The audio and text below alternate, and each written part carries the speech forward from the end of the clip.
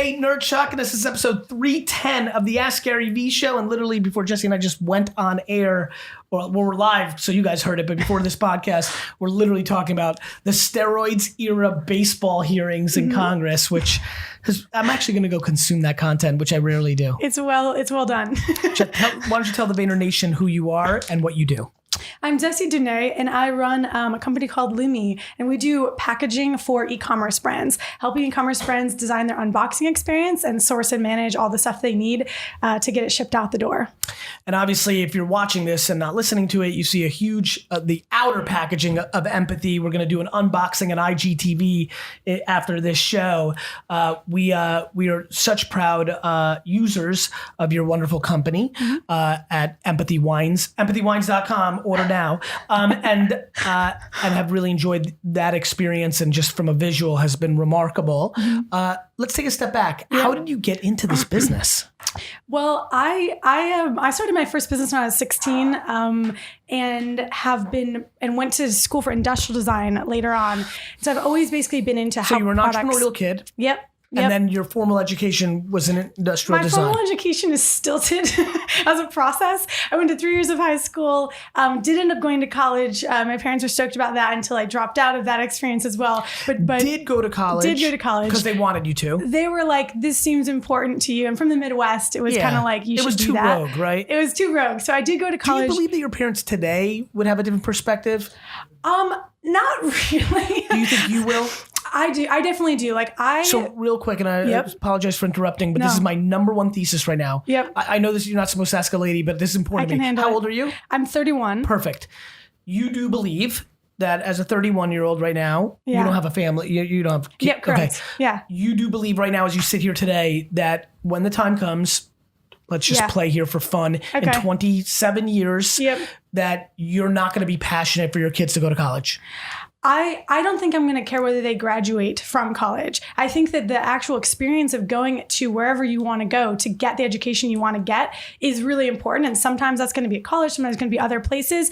But the concept that you need a piece of paper at the end to say, I'm a valid person to get this next job or this next experience, I don't think that that's going to be a thing. It's funny. The reason I'm asking is I genuinely believe you, and definitely I believe, let's say, the 21-year-old you. I think we're just... The reason people I'm on the cusp. My era is on the cusp. There's people younger who are definitely not going to do it. They're doing Lambda school and all this other stuff, right? But as parents. Yeah. So I think college is held up by parents' ideology. Oh yeah. So it's going to take. I'm really curious, and I genuinely believe we're probably 30 years away from it really collapsing. Yep. Because the parents won't force. Yep. I think parents will send their kids. By the way, this is going to throw a lot of people off. Yeah. I'm pumped to send my kids to college. Yeah. I just don't think it's required. I need to watch them and reverse engineer them with my advice and let them do their thing. That's where I'm at. That's the framework. I think we're in a shifting mindset on that now. I think parents who have little kids right now are not going to be as pushy about going to college because they're also going to understand the financial equation. If you're a parent and you have a little kid right now and you recognize you've got 15 years about digging yourself out of student debt, you're not about to push your kid right off that cliff, basically. Couldn't agree more. And I remind people, I had this woman the other day yelling at me, literally in the street, about fuck you about college. And I looked at her and I was so pumped because she's going off and I'm like, okay, this is going to be epic. Why the fuck is nobody filming me? I was so pissed. And I looked at her and said, you do know that people used to think that a woman's place was at home raising the family, right? How did that go? This is in the street. And this is the street. And her face dropped. And I said, also look. Wish someone was and I said, she goes, what the hell does that have to do with anything? And I said, it has to do with ideology. Yeah. You can't rationally tell me why every person should go to college. Right. You emotionally view the world that way. Yeah. In 1964, an enormous amount of men in America, aka all of them, thought a woman should stay at home. Yeah. I'm like, our things that we put on a pedestal change. They crumble quickly. And it's all about what you actually need to do what you're trying to do next, right? And I think that that's a question we often, we get in these tracks in life and we think it's like grades. When you're a little kid, you're trying to get your next grade and get the gold star. And I think that some of that behavior is so ingrained in us that it seems important. I started, correct. And also that mentality of if you start something, you ought to finish it, right? Well, that, when does that break down? When does that stop serving you. I couldn't agree more. And you also know, like, fast testing and it doesn't work, move on. Yeah. Everything is a contradiction. Yeah. I mean, imagine being somebody in 1954 in America as a kid looking at your parents saying, I'm not going to church on Sunday, because most of the country did. Yep. Now nobody does.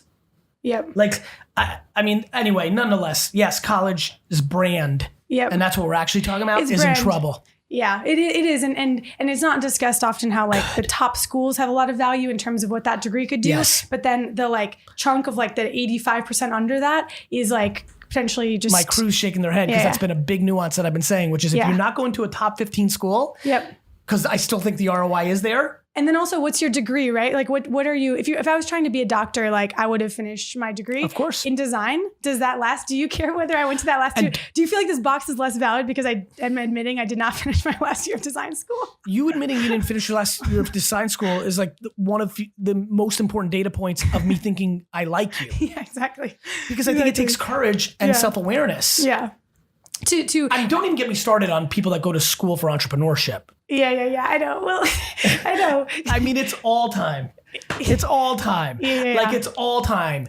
And it's all time. But that's why I went to design school, because I really recognized I wanted to do business, but I tried to teach myself a skill that I knew wouldn't come innately to me, which was some of this design, like product launch stuff. But like being a person who loves business and design school is like its own form of torture. 100%. Because you're there and like people are presenting work and you're like, but no one's going to buy that. And everyone's like, that's not why we're here. By the way, for fun, that Snicker from Sinan, we met when I spoke at a college that's entire thesis is the entrepreneurial college in America. Yeah.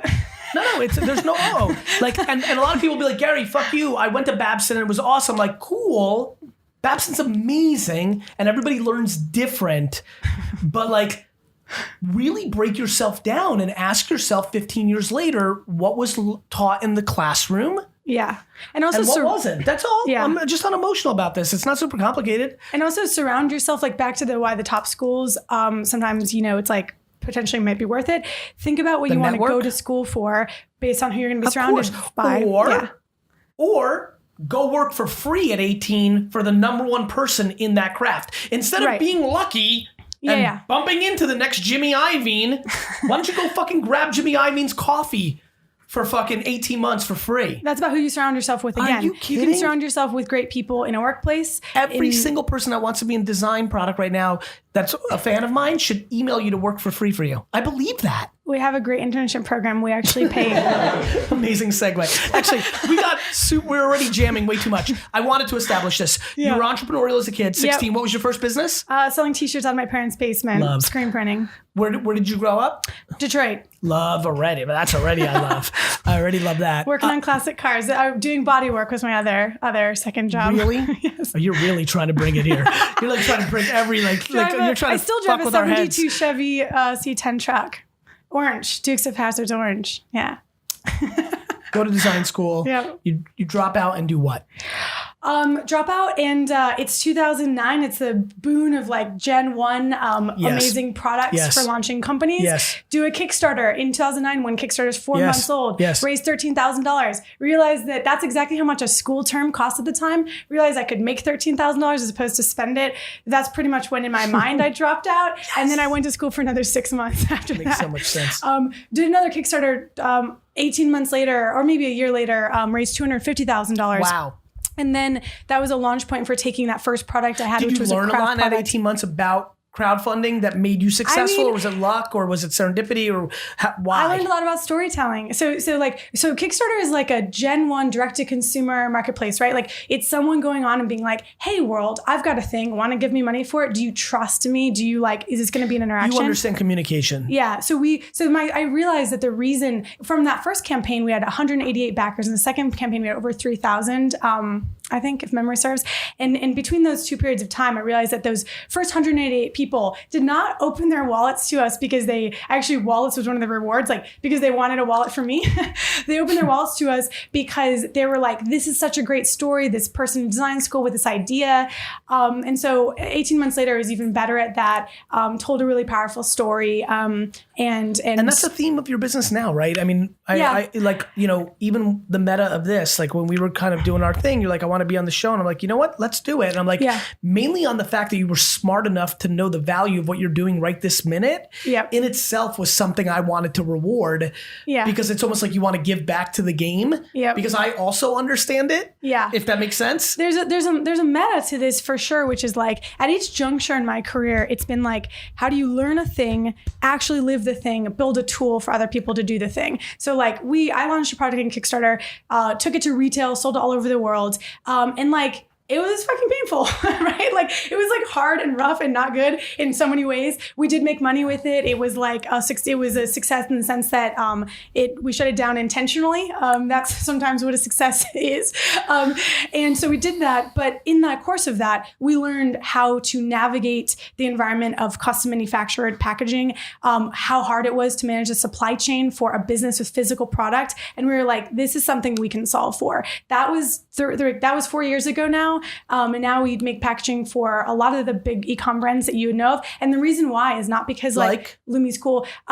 Casper, FabFitFun, Parachute Home, Allbirds, MeUndies, companies like that. And the reason why we work with them is not because our packaging is so cool, actually. It's really that supply chain gets really complicated. And packaging. You're solving a problem. Packaging is different. The plain cardboard box used to just be something that gets something from point A to point B. Now it's going to doorsteps, millions of doorsteps every single day. That means the challenges the box is like under are different than ever before. Like, so the packaging world, the manufacturing world is really grappling with what those changes mean. And we're like helping solve those problems. But it's kind of, I mean, I'm me, but it's kind of profound. Like we're in a profound moment of like how, what packaging means to everyone, because you couldn't even order something like this directly to your doorstep so relatively recently. Yes. Yeah. Kind of interesting. What, knowing my audience, how many years has this company been around now? 4. What's your newest learnings in the last 6 months as an operator, as an executive, as an entrepreneur? Yeah. You raised capital. Yep. What's your current hot take on raising capital? Fun, terrible, the worst, the best? Current hot take on raising capital is choose a funding model that fits your goals.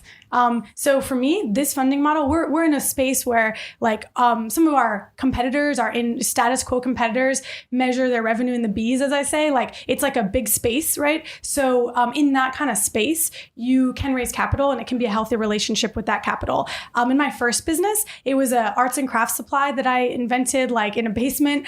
The largest year in that business was like low 7-figure revenue. If I'd raised capital in that business, big mistake. So fit your funding goal to your funding method to your goals personally, AKA and your business's goals. Venture capital isn't the only route to fund a business. 100%. But that is the current thought process of every young entrepreneur. I feel like that's total bull. I think as someone who's doing it, I think that's totally not the case. But you agree with me that it's like crazy that every single person thinks that's the option. It is completely insane because it blows my face off. It blows your face off. Yeah, I mean, it just makes me sad. Like people don't even know how to build a business. All they care about is figuring out how to raise capital. I know. From venture capital.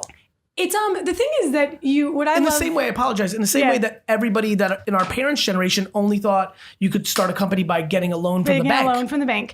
You can still get loans from banks, by the way. I heard. I've very successfully gotten loans and funded businesses that way. I've done factoring POs. You can go get a big PO from a retailer, factor it, put 6 figures in your bank account. VaynerMedia, this company was started because I hustled an $80,000 deal from Gillette. Yeah. To do something, which allowed me to hire Marcus and Zhang and Sam Taggart. And we started the company out of Buddy Media's conference room, so I didn't have to pay any rent. Yep. And then sit for 6 months. And then our first full year was in Sunshine Suites, a one-off precursor to WeWork, where I bartered my time in helping them build that space for space. So for the first 18 months, I had no overhead on rent for my company, because I literally started VaynerMedia, a $200 million revenue business with no funding. Yep. It's completely possible. It's also money is a way of, take that, Trouty. Money equates when used properly, it just equates to speed often. So like sometimes venture capital can speed something up or sometimes, but it is definitely like, but for 97% of people, it gives them into bad behavior because any hero can lose money each month. 100%. And also the thing is, where do you learn your business fundamentals? Like, I think for me, I feel like, good that we learned our business fundamentals. I joke that someone at one point, an investor, gave me sass, like, this is a few years ago when we were like having a low runway moment, and they were like, you've got like 4 months runway or something. And I was like, in my last business, I had 30 days runway for 4 years. Like, I don't care. Like, this is not making me nervous that I have 4 months revenue, 4 months runway. Like, it's not, cash management is king. God, I love you. Cash management is king. It's a tremendous line. Yeah. You should put a picture of your face on Instagram with a quote around it. I'm going to let you do that. So what else do you do? You mean right now at Lumi? I don't know. You said I'm going to let you do that. So since I'm a boy that posts photos with quotes on Instagram, what other interesting things do you do? So I have a YouTube show called Shipping Things, where we just talk all about shipping things. It is like, you should have called it No Ship. Okay. So the thing is, like, we're so geeky. Like, this stuff does not get high view count, but like, it is there for the people who need it. Which is like, if you are starting an e-com brand, or you're like, hey, like, I am wondering if this product that I'm thinking of could go to market. We're there to like go through all the geeky details, like tell you the difference of the different types of tape you could use, how buying a box might take up more space in your fulfillment center and cost you on storage, etc. That show is why we reached out to you. Yeah. Oh yeah. It's like, it's a story of like, couldn't love that concept more. Yeah. Trouty's in the background saying that shows the reason we are even working together. Yeah. Content is the gateway drug to business. Yeah. But more importantly, you're bringing value. To your point, 98% of my audience right now listening isn't going to watch that show, but for the 2% that are starting or thinking, they're going to be like, that's what you're pumped about. You're pumped to know like how to not pick the wrong tape. I'm pumped to figure out how you and Trouty are going to make sure more of our wine doesn't continue to break, Trouty. Yeah. I don't like our percentage on breakage. So our 2.0 version of this box better be real. That's the show I want to watch. You can watch that show. I will. We'll post that. But yeah, it's people. The thing that's interesting is like, people give me sass about being. I'm like, I love that you sass. Sass. Keep going. People give me sass about being the person who's out there like making boxes like into content. Like, I like talk about this stuff so seriously. I'm like, do you know the types? Really quick. Yeah. Why do they give you sass? What do they say? They're just like, this is. Who are these losing players that judge who haven't actually executed in their lives? People just jibe me about like your how cousin. I make like, is it your cousin Karen? Cousins, but people in business too, like other entrepreneurs who are like working on the future of AI or something, are like, how's your box company? Oh, those dick faces? Yeah, I love those guys. And it's like, I am like out there putting out content about something so specific, and we're so passionate about this. Like, can you do me a favor? When AJ and I started VaynerMedia, all our friends started well-funded consumer apps. How they doing? They're all out of business. And so, when they were worth millions on paper and changing the world, there's nothing more gratifying than when you're actually building a business on business fundamentals, managing cash, building something real. There's nothing more fun than having the conversation when you just decide for fun to razz or sass the fuck out of them 8 years later when they're working at some other company. That's what's going to happen to all these AI is going to win. But 1% of the people that are sassing you are going to be the winners, which means 99% of them that are being dicks right now need to be held accountable by us. We're going to call them in 4 years. I want their names. I don't know. That's hilarious. But there's a hilarious stat that I think you would get kick out of. We went through Y Combinator, and I think it was like a fascinating life experience talking about speed of learning, and back to the school thing for a hot sec. Like, when you think about ways to learn information, Y Combinator is 3 months of your life, and I think that you get a jolt to the system that like some people might spend 3 or 4 or 5 years in school for. So I think that when you think about time, there's something interesting there. But the stat that I think you get kick out of is that out of 1,200 active YC companies, less than 100 have 50 employees or more. That would put Lumi in that less than 100 bucket. But does that not that employee count is a measure of success, but it does kind of speak to scale. And it's kind of fascinating. There's so many companies live from that program and so few scaling. Look, listen, you remember our first kind of like why we're sitting here when we were on that FaceTime or what have you. Yeah. Like that was the first time in a very long time that I was like, I want to invest in this company because that woman knows what the fuck she's talking about. We strive for that. Yeah. No, honestly, I don't know what else to tell you. Like anybody who's listening to this podcast right now, let's get one phone number in for sure. Okay, cool. Facebook, Instagram, put your phone numbers in. Yeah. And let's definitely get a question in. I'm unbelievably impressed with the utter practicality and operations DNA that you possess in now my second conversation with you. Yeah. I mean it. I'm completely blindly a buyer of your ability to build businesses. Blindly. I appreciate that. And I say that never. Yeah, I appreciate that. I think a decade of just doing it is, kind of helps. Right. Because it's better to do it than go to class for it. Right? Are you dialing, Darren? Or did they not teach that in Babson? Oh my gosh. I'm just kidding. I'm just kidding. You didn't dial, by the way. Looks like you missed that class that day, bro. This is what I call SAS.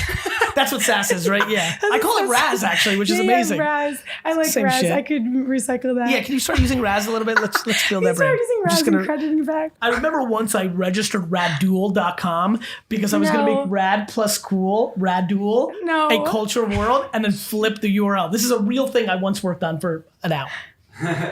Remember? It was in Vermont. Yeah. I still believe that I can make a word go completely mainstream, and will try to do it at one point in my life. Like just completely left field, register the URL, get all the handles, and make it the new lit. I completely believe in that. I completely believe in like word creation, basically. Like somebody made up lit. Yeah. Someone made up a lot of things. You got it, bro. Really proud of you. Hello? Walter, it's Gary Vaynerchuk, and you're in the Ask Garyvee show. Yo, I'm going to literally shit myself. That's an amazing way to start this. Just say hello. Please say hello to Jess. Please don't do that. We can't see you, but please don't do that. How are you? Walter, I prefer you do that. I mean, bro, if it's going to bring you a lot better content, no. Thanks for calling, bro. Where are you from? What are you about? So I'm from Little, Rhode Island. Yep. I'm 27. Yep. I'm a product of the college dropout life because I truly found my passion. Yep. And so I started to create a whole bunch of clothing. And so I kind of took a little bit of a turn because it was becoming more of like a money thing as opposed to, it's like the overall growth and passion of, so what I love to do. And so I started to look at everything from the numbers side as opposed to, like in the better interest of the actual brand. Yep. And so now I'm just trying to essentially start over with my brand. Yep. And so, the biggest thing that I have for you guys, would be, how do you start over? Easily. Early and often. Yeah, easily, bro. What do you, by recognizing it's the easiest thing in the world if you're able to not take other people's judgment and if you're willing to be humble and patient. 100%. I shut down one company that I ran for 4.5 years, and I felt like it felt internally like it might be this really dramatic thing, and then you realize that the world is so like busy and agnostic to Nobody what you're up to. Nobody gives a fuck about you. No one cares. So, but it's actually good news. It's liberating. It's just like go forward. Just figure it out. Yeah. Listen, with all my followers. Nobody gives a fuck. Right. It's so liberating when you really kind of wake up to that like I'm sorry. No. Like when you wake up to the fact that no one really cares that much about what you've been doing, it's kind of like, oh, like slight bummer. And then you're like, wait a sec, I can do whatever I want. Nobody cared about your big fucking pimple in the middle of your head in 8th grade, but you thought they did. But they had their own fucking problems. Yeah. Like nobody. Success or notoriety or like pressure is predicated on how long somebody will give a fuck. When Prince dies, we give a fuck for a day. Yeah. Right. Where's all my homies now about my man Nipsey? We'll give them love that week, But like people move on with their lives. That's just the way it is. And those are special people. Nipsey, Prince, like special 1% of 1%. Like for the rest of us, what do you think? And like no matter how much your ambitions are to be special, like me, like what you equally realize is nobody gives a fuck. How do you start over? Easily. Nobody gives a fuck. What are your alternatives? What else you gonna fucking do, bro? Yeah. You just, tomorrow's a new day and the stress is internal for you. It's less about, so the world is like ready for your next idea, you know? And are you asking like theoretical, like the way we took it? Or are you asking like physical, like register now? Like what do you like? Yeah. I assume it's mental and macro, right? It's 100% macro. Love so it. like just for a little bit more context, guys. So I grew the company literally straight from college, and I took it to 6 figures in a little bit over 6 months. Go ahead. And that was strictly from Instagram because, of course, you know, so I actually was using that back in 2013 when it started to really take off. But it wasn't actually positioned for brands at that point. And so I leveraged that. And to be completely transparent with you guys, like it got caught up and crazy to me because I viewed, you know, it's like 10K followers as a shit ton. Right. And it just completely threw my mindset out of whack. You got high on your own supply. Yeah. So you have to realize, bro, I get it. Yeah, it's tough. The other thing is like what got you here won't get you there kind of thinking, where it's just like whatever you did on that last business that worked, like probably won't work again in the same way. So just unhook from that and think about what you want to do next. Bro, this happens all the time. Using data points from here, like I have so much empathy. I'm so pumped that you're so self-aware, though. You're 27 and you understand that that's what happened. Bro, you know how many people get into Y Combinator, which is in Silicon Valley, where like fucking Harvard, Stanford, all of that in startup land, and think they've made it? Like I'm sure you had classmates in your class, they thought they made it when they got into YC. Yeah, it's weird. They haven't even started. You know how many people celebrate fundraising? Hey, we raised $3 million. Party, boats, cool. Like, dude, I get it, dude. And like 10K in 2013 was like, because I was there, 10K in 2013 was like having 3 million right now. Dude, when I had 4,000 followers on Twitter in 2007 and went to South by Southwest, you would have fucking thought I was Drake.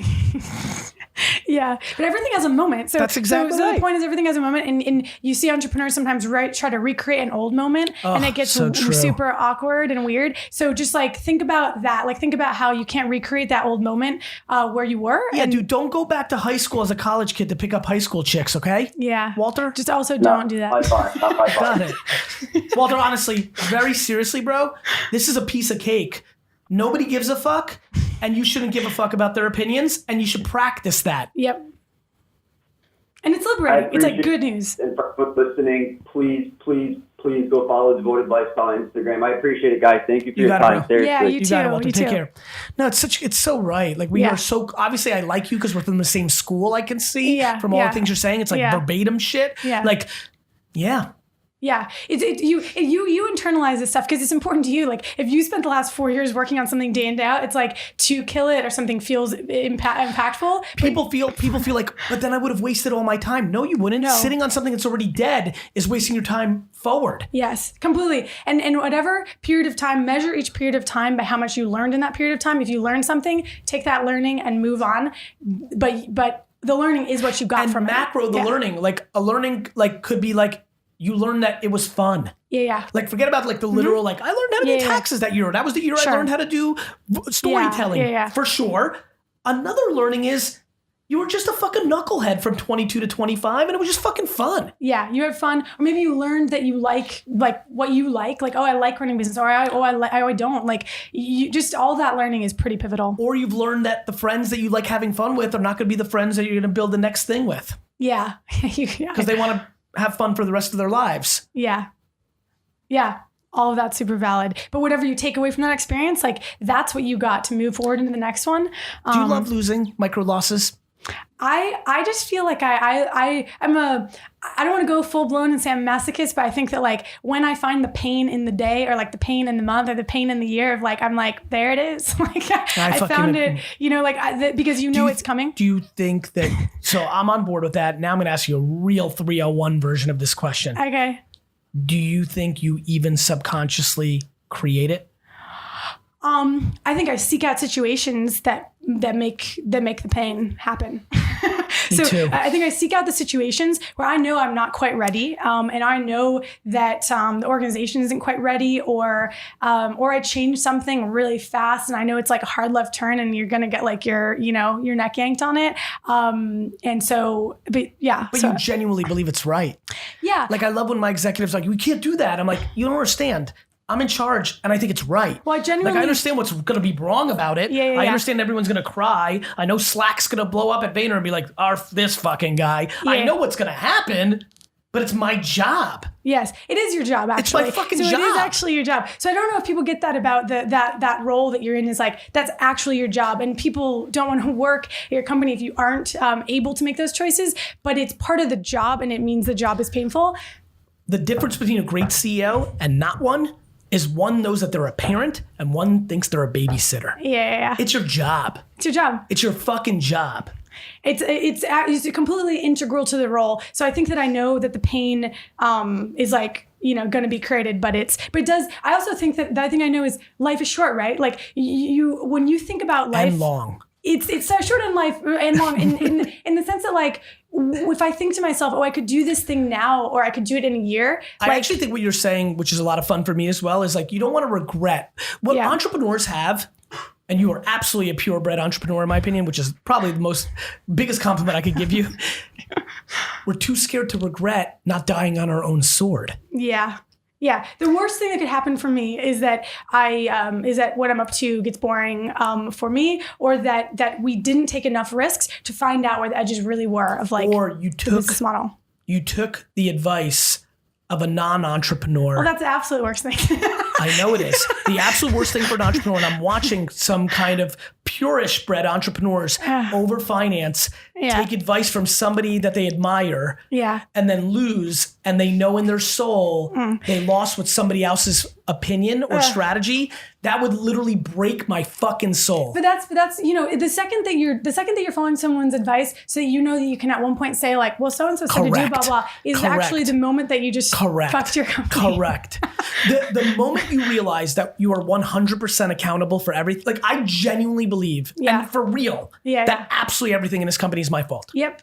But that's where the pain lies, but that's also where the liberation lies. 100%. Because it's painful. But then and it's like, and sometimes it's like actually like feels painful. But then at the same time, when you realize that, then there's like a calm that's like, oh, but that means it's my job to make these choices. And so XYZ. Yeah. You're amazing. We're going to Instagram Instagram Live, to unbox this empathywines.com. Give the website, give your show. Yep. Let's do some right hooks here and then we'll phase off. You can find us at Lumi.com. Lumi. Lumi.com. We have a podcast called Well Made, where we interview a lot of entrepreneurs who do direct to consumer. I haven't been on. And then I have a show on YouTube at Lumi HQ called Shipping Things. Or soon to be rebranded to No Ship. Okay, sorry. Where do you put, like, so listen, I actually think you can bring a lot of value as a CEO and entrepreneur to my audience, because I am picking up what you're putting down, which is very rare for me. Do you talk about, where are you doing what we just did, if anywhere? LinkedIn, anywhere yet? Or are you kind of not doing that part yet? Not officially as part of my brand. I just bring candor to like wherever I'm at that moment. Okay. But so I do quite a bit of things. It really is fucking candor. Yeah. It's just kind of like, I don't know how to be a joke that I say when I'm really honest with someone, they're kind of taken aback, is that I have got one mode and they're experiencing it, and it's just this. No, it's so funny. People ask me a lot of different things about where you're going with this, and I'm like, I'm just not capable of not being myself. Yeah. I'm just not, I don't have it. I don't have another mode. Yeah. It's like a weird thing to try to explain, where someone's like, but why are you like that? And you're like, this is the way that it is. I don't know. Why do you have great hair, John? Like, I love when people are like, why are you like that? Yeah. So I don't have Why are you a boy? No, really. Like, Trouty, why are you a boy? Like, when people ask things about personalities, it's like laughable. Mm-hmm. It's so integral to just your DNA. I don't know, I feel like you use this as well. Like, I feel that humor is a very underutilized like skill set in business. Like, I love being with someone and just sharing real information, but making it kind of like funny and in that way. I cannot believe you just said that. Literally yesterday, somebody that works at Vayner said to me, why don't you do more humor on your content? You're so funny, but none of your content really shows that. And the only time you even only your vlog shows it but even the editors why are they not editing more of that in? Yeah. And I'm like, you're right. Yeah. D-Rock, you're fired. Yeah. But it's like I think it's an underutilized skill set because humor is a way of also like taking tension out of the system. Taking tension out. I use it to deliver frank information faster as opposed to skirting around issues. Correct. It's just a great tool. It's funny. I just realized something. It's one of the reasons my Raz, like a lot of times one thing I've learned, actually I've learned it at Empathy, and to John and Nate's credit, as my partners, as my younger brothers, because I've been with them for a decade. It's funny, I use humor for that. Yeah. The bad version historically for me was razzing to get some of my own resentment or difficult out. Yeah. And fine, because people would like that better than just being completely called out and being like, you fucking suck. Yeah. But if you do it too much, the 37 little razzes versus one radical conversation is worse. And I genuinely learned that. Genuinely during, ironically, it's very meta, during Empathy Wines, this venture, this project. Nate and John did a very good job communicating to me of like, hey, because razzing is how I want to say it. It goes into being condescending and other places. When you know somebody super well, they can take it with love. And I won't razz, like it's funny. You can always tell how our relationship's building on how much Sanan literally today can walk out of here realizing we're closer than ever because of the way I'm razzing him on Babson. But I wouldn't do that to John yet, but I feel it's emerging. I gave him a compliment on here, but I razzed Sanan. It's going to go from compliment to something else. But it's funny. It's funny. It actually, like if you're watching at home, it's like, oh, he likes John. He doesn't like that Sanan. It's actually the reverse. I actually like Sanan better than John. No, it's actually true. So I'm curious about your opinion on something. It's interesting. I'm curious about your opinion. More than me, bro. It's about to go. I'm like, I'm going to have to shave it soon. It's going to be amazing. So there's like something that I feel is also interesting. Like we joked about this when I was coming in here, like I'm 5 feet tall. Someone said I looked younger than I look online. Sanan, guys, you should have seen it. He was like, you look super younger than you inappropriate. look Completely online. missed And him I was up. like, I think it was a compliment, but it was super not. It was fucked up. I was like, damn, I got to talk to him about that. So like apparently when you meet me in person, no matter how you're seeing me now, I look like a teenager and I'm 5 feet tall. Even though I am 31. So the thing is, in business, that's not always like the bestest, you know? Like for it's like not getting the bestest when you're at the mercy of the old establishment. Right. It's the bestest when you're not. Right. So humor though is actually my way of like disarming people with that too, where like someone is like, whoa, like this 5 foot tall like girl person is being like real serious with me about business right now, but she's making it funny. Like I don't know how to feel. Like I don't, it's like you kind of can disarm someone's like preconceived, what their normal is. I think it's funny. Yesterday, I was in a meeting with a lot of leaders in a department, and the way I disarm people is actually by proving to them, even though I'm a CEO of 900 people, that I actually know what the hell's going on. Yeah. There's nothing more fun to me than going to a meeting where it's a group of senior people who don't interact with me every day, and they first of all, especially because of the Garyvee thing, they're not even sure if I even run this company. Yeah. And then when I roll in and I'm just talking and I slip in something that like, there's no way outside of being in that little crew that you would know that, and I say it, it blows their faces off. No, really, it's a really like, I love that. I agree with disarming or changing the tune in a room. And I do use humor to your point. And one of the other things I love, just to bring value of something that somebody may want to do, you will change a room very quickly when you're the most senior person in a company, when you prove to them that you're not confused. No different than when your parents, when you thought you were doing something they had no idea about, that they make a joke about it. This is like, when you're older, like late high night? school, college. They're like, like Stan. And you're like, fuck, how'd you know I've been hooking up with Stan? That kind of shit. Like, that's a very good move for executives, because what it does is, A, they feel great that you actually know what the hell's going on. Yep. B, they're like, oh, fuck, I might not be able to trick this person as much as like, there's a lot of value going on. The same way with humor. It's like, okay, there's a, whether it's self-deprecation or humility, there's all these different little things going on in a room. Yeah. It's about finding your style, though. Like you know, people often ask me like whether I'm a very jokey person. Like I use physical comedy a lot. Like someone will like trip your people. No. Like people I'm gonna trip Sanan when you watch. No, like with myself. Like imagine someone. Hold on. Remember tripping? Yes. I haven't thought about tripping and like. Remember people tripped each other in like fourth grade? I love that. Yeah, but John, right? Like, no, it's funny. Like. Tripping. People used to trip. Such little shit. Yeah, you're. I mean, that makes a Tripping, lot of sense. pantsing. Like, there's a lot of weird. Wait, let's talk about pantsing. Who in this room, by show of hands, knows what pantsing is? I mean, who doesn't? Well, Saddam was in Turkey. So for anybody at home that doesn't, how old are you? 21. Oh, I love don't that. know what pantsing No, he does. Oh, okay, which is okay, why okay. I asked him is I'm pumped that pantsing continues. Yeah. Because in this environment, I'm not sure. Like, there were girls in my high school that got pantsed in the middle of the hallway. Yeah. Like on some really politically incorrect shit. Yeah. Pantsing was like alive and well for all of my middle school and high school. Or like, and then book, like, what did people call when you do the books? You just like slap the books out of someone's hands like an asshole. We didn't have. Okay. But I didn't do that. I'm let me just saying just set it the was like stage alive and as well. the old dog in the room. When I was in high school, to the get only booked. thing guys could wear were boxers, like hardcore boxers. Like no other underwear was acceptable. no, Not tighty whities, not like whatever boxer briefs. Thank you. Only thing acceptable was baggy boxers. The amount of my friends, thank God this never happened to me. The amount of my friends that got pantsed in the hallway. Yeah. And both shorts and boxers went because of the nature. Like, I feel like modern day pantsing, because of briefs and like other things, was everybody who got pantsed got naked. Yeah. Not you see their underwear. Naked. Oh my gosh. But so like, I feel like female pantsing didn't happen that way. You would see the underwear. Yeah, whereas but unfortunately, with when dudes girls in were wearing, like, 94 thongs and stuff. was penises and balls. Naked. That's what's going. That's what high school. I love these kids are like. There's so much bullying and tension. I'm like, there was fucking pantsing in '94. There was pantsing. Yes, but so for a second, back to physical comedy. Like, someone will like walk into my office and be like, you know, I'm CEO, so like they'll like have like some big news that's like not great. Like they walk in, they're like blah blah blah, and then like I'll be on the phone. Going out of business. I shouldn't stand up because I'm on the thing, but they're like I'll be on the phone and I'll be like.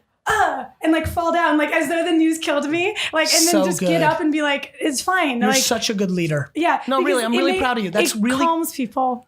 our job. Me falling down dead strangely is calming to my team. The number one thing that I believe I do for a living as the CEO of this company is eliminate fear of my employees. It is the number one thing I do. Everyone's more productive when they're not fearful. Correct. Yes.